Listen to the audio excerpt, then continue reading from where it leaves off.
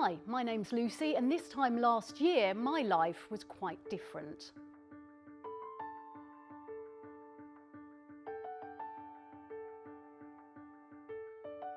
These things weren't working properly, and if I'm honest, they hadn't been for some time. I'd been in denial about not being able to hear properly for probably more than 20 years, but last year things just came to a head.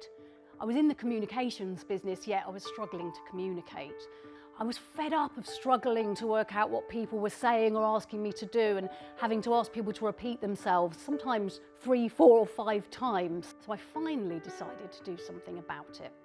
I'm quite worried about this onslaught of sounds that I've been told that I'm going to hear.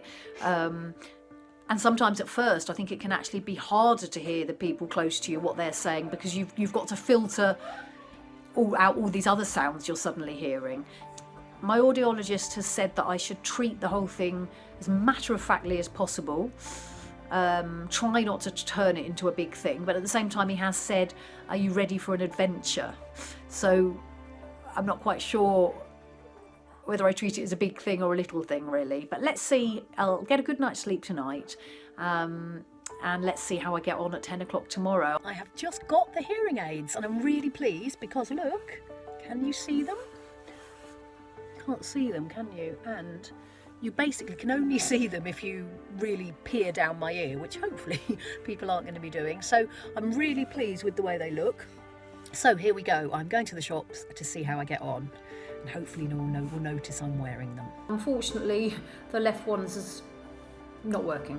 So a bit disappointing really, especially when you think how much they cost. The audiologist seemed really surprised, and he has sent it back to the manufacturer and says he's just going to ask them to make a whole new left hearing aid. So for the moment I'm left just with this little beauty, just wearing this in my right ear.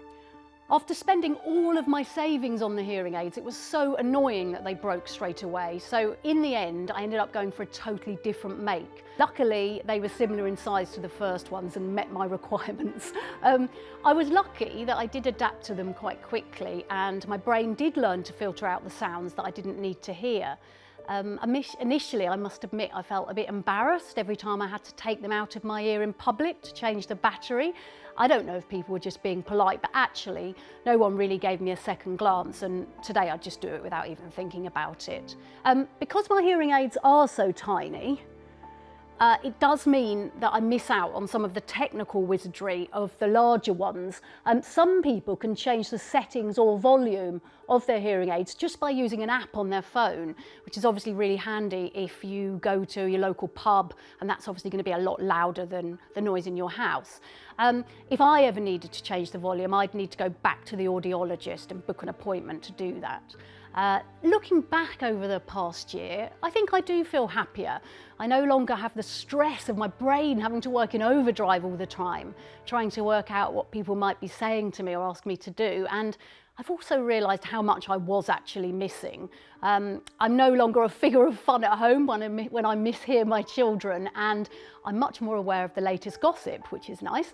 I think wearing hearing aids successfully might be a bit like giving up smoking.